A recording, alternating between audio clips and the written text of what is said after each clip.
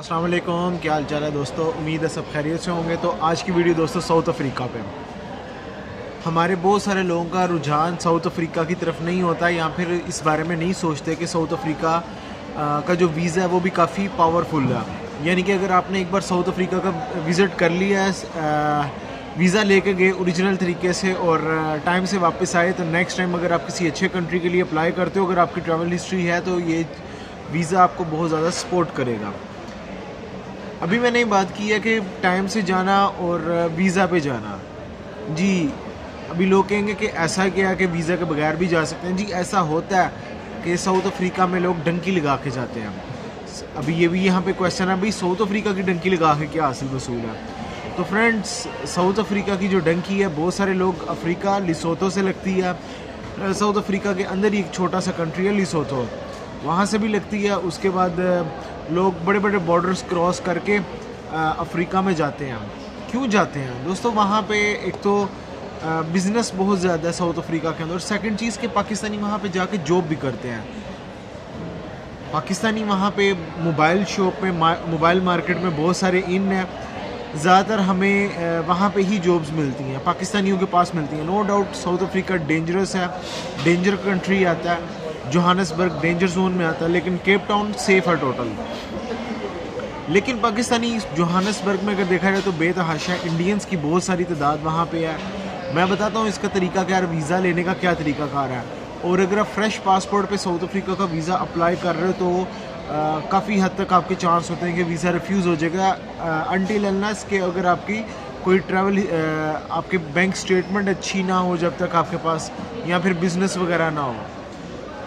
क्योंकि मेरा ख़ुद का वीज़ा रिफ्यूज़ हुआ था साउथ अफ्रीका का, मुझे इस वजह से पता है। उस वक्त तक मेरे 3 ट्रैवल्स थे ऑलरेडी, और चौथा मेरा तुर्की का वीज़ा लगा हुआ था, वैलिड था।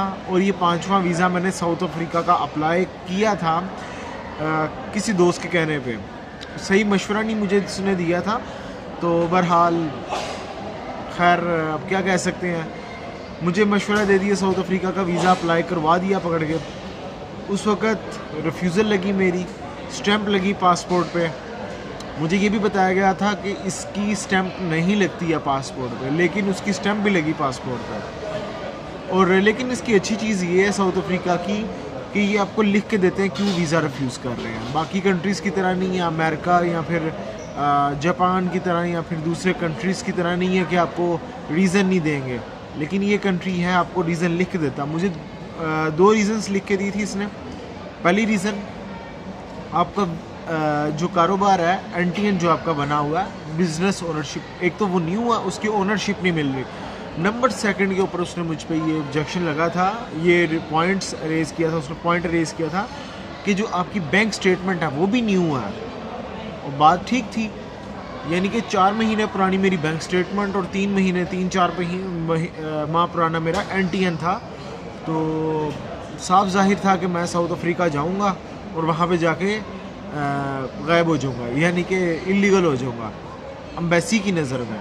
लेकिन मुझे पता था कि मैंने जस्ट टूर करना और आ जाना है। तो एम्बेसी के ज़हन में यही था, और कोई अगर थर्ड पर्सन भी देखेगा तो मोस्टली यही एक ख्याल जाता है कि इसने साउथ अफ्रीका वीज़ा लेने के लिए ये स्टेटमेंट बनाई या फिर एनटीएन बनवाया, ये सारी चीज़ें की। अगर आपकी स्टेटमेंट अच्छी चल रही हो, पुरानी हो, तो आपको साउथ अफ्रीका वीज़ा देता है। साउथ अफ्रीका का वीज़ा पाकिस्तान से या फिर यहाँ से दुबई से लेना, यूएई से लेना, यूएई से तो इंतहाई आसान वीज़ा है। फ्रेश पासपोर्ट पे आपको साउथ अफ्रीका का वीज़ा मिलता है। अगर 3 से 4 हज़ार या 6 हज़ार दिरहम आपके अकाउंट में हो तो आपको वीज़ा मिल जाएगा, नो इशू। अगर 10 हज़ार दिरहम या इससे अबव है तो अच्छा है। लेकिन अभी करंट सिचुएशन के अंदर अगर आपके पास 15 हज़ार दिरहम है तो दोस्तों आपको इजीली वीज़ा साउथ अफ्रीका का मिल जाएगा। इसके डॉक्यूमेंट्स की बात करता हूँ, पाकिस्तान से भी करता हूँ और दुबई से भी करता हूँ। लेकिन लोगों, मैं दोस्तों एक चीज़ बता दूँ कि साउथ अफ्रीका जाना क्यों है। साउथ अफ्रीका में अगर आपकी सेटलमेंट हो जाती है ना, तो उसके पासपोर्ट की बर्थ ये है कि साउथ अफ्रीका पासपोर्ट के ऊपर आपको न्यूजीलैंड तक की एंट्री फ्री है।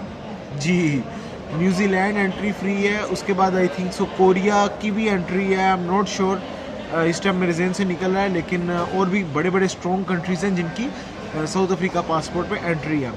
और इंतहाई करप्ट कंट्री है, यानी कि अगर आप इलीगल भी बॉर्डर क्रॉस करके भी उस कंट्री में चले जाते तो उनकी इमिग्रेशन अपना आपको ओरिजिनल वीज़ा भेज देती है। इनके तो वीज़ा बड़ा बिकता है, पाकिस्तान में वीज़ा बिकता है इनका, तो इनकी इमिग्रेशन वीज़ा अपना भेज छोड़ती है।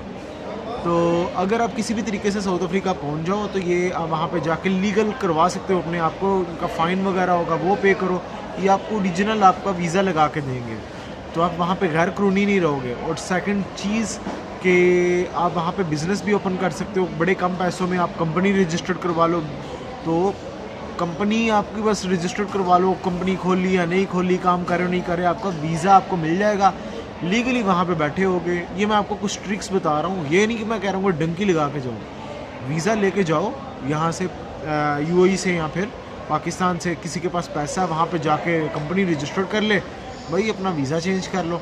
अभी आप समझदार हो आपने किस तरीके से करना है। अब मैं इस डिटेल में नहीं जा रहा हूँ, नहीं तो एक नई वीडियो बनेगी इसके ऊपर। अच्छा, अब वहाँ पे इनके पासपोर्ट भी सेल होते हैं, इनका पासपोर्ट भी बिकता है, ओरिजिनल पासपोर्ट ये बेच देंगे, इतने करप्ट हैं।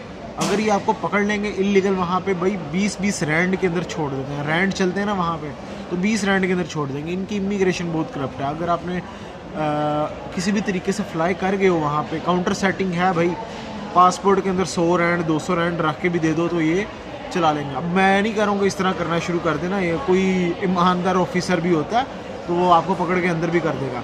लेकिन मैं आपको बता रहा हूँ मलेशिया की तरह जैसे काउंटर सेटिंग होती है, यहाँ पे भी बड़ी काउंटर सेटिंग है। एक भाई थे ना, उनकी मैंने शायद वीडियो देखी थी या वैसे मुलाकात हुई थी मेरी उनसे, तो वो साउथ अफ्रीका से डंकी लगा के ब्राज़ील गया था। ठीक है, डंकी क्या, वो काउंटर सेटिंग के साथ गया था, काउंटर सेटिंग वही इमिग्रेशन में दे दिला के भाई फ्लाई कर गया था। तो इनका इस तरीके से निज़ाम करप्ट है, लेकिन पैसा है नो डाउट वहाँ पे। डेंजर है कंट्री, लेकिन पैसा ज़रूर है, पैसा आप अच्छा कमा लोगे अगर आप वहाँ पे साउथ अफ्रीका में जाते हो, बिज़नेस करते हो। मोबाइल मार्केट बहुत ज़्यादा इन है, मोबाइल मार्केट में आप काम कर सकते हो। तो डॉक्यूमेंटेशन की बात कर लेते हैं। दुबई से अप्लाई करना है, फिर पाकिस्तान से भी बता देता हूँ, दुबई से पहले बताता हूँ। आज की तारीख के अंदर किसी ने अप्लाई करना है तो साउथ अफ्रीका करो, बड़ा वीज़ा मिलेगा। अब ऐसा नहीं कि भाई जिनकी नई भी डॉक्यूमेंटेशन बन रही वो साउथ अफ्रीका भाग जाएँ, उसके बाद यही होगा जैसे ब्राज़ील ने रिफ्यूज़ल लगानी शुरू की, साउथ अफ्रीका भी शुरू करेगा। ये चीज़ नहीं करनी। अगर डॉक्यूमेंट्स हैं देन अप्लाई करो, अगर नहीं बन रहे आपको केस नहीं बन रहा तो नहीं अप्लाई करो। ये ना हो कि यार आपके चक्कर में दूसरे जो बनते भी हैं जिनका केस, वो भी फारिग होते हैं। यूके, तुर्की, साउथ अफ्रीका, ब्राज़ील, उसके बाद बोस्निया, यूक्रेन और मिस्र, रशिया, ये ओपन थे स्टैम कंट्री। लेकिन कुछ तुर्की की बात करूं या फिर यूके की बात करूं, वो करंटली टेम्परेरी तौर पर उनकी अपॉइंटमेंट्स नहीं मिल रही। कहाँ जाना है, साउथ अफ्रीका करो। साउथ अफ्रीका आपको बड़ा वीज़ा देगा, लेकिन इस टाइम उन्होंने इस सिचुएशन के अंदर उन्होंने पेड होटल वाउचर भी मांग लिया। Hotel booking, flight reservation, travel insurance, paid hotel voucher, उसके बाद बैंक स्टेटमेंट 3 मंथ्स की जो कि 10,000 दरम से अबव हो तो अच्छा है। उसके बाद एनओसी कंपनी का, फिर उसके बाद travel plan, visa request letter, VFS global के थ्रू इनकी अपॉइंटमेंट लेनी पड़ती है। उसके बाद एम्बेसी में आपका पासपोर्ट जाता है, उसकी फ़ीस होगी, और वीज़ा इंशाल्लाह 7 से 10 दिन के अंदर आपको लग के आ जाएगा। कोई इतना बड़ी बात नहीं है, फ्रेश पासपोर्ट पे वीज़ा लगते हैं। लेकिन अभी करंट सिचुएशन के अंदर जिनकी थोड़ी सी ट्रैवल हिस्ट्री है वो अप्लाई करें, वीज़ा आपको मिलेगा। बाकी किसी ने कॉन्टैक्ट करना हो, मैं उस्मान भाई के नीचे डिस्क्रिप्शन में नंबर दे दूँगा, उनसे कॉन्टैक्ट करके रहनुमाई ले सकते हो आप। पाकिस्तान से जैसे आप पेड होटल वाउचर लगाते थे, अभी यहाँ से भी आपको पेड होटल वाउचर लगाना पड़ेगा, तो वो कोई मसला नहीं है। पोलियो येलो फीवर कार्ड भी एक आई थिंक साथ में लगता है, उसको भी आपको लगाना पड़ेगा। अगर दुबई का वीज़ा तो दुबई में आप सबमिट कराओगे VFS में, अगर दुबई अबू धाबी में हो तो डायरेक्ट आप एम्बेसी में भी सबमिट करवा सकते हो। तो दोस्तों नेक्स्ट वीडियो में मिलेंगे नए टॉपिक के साथ, अपना ख्याल रखें, टेक केयर, अल्लाह हाफिज़।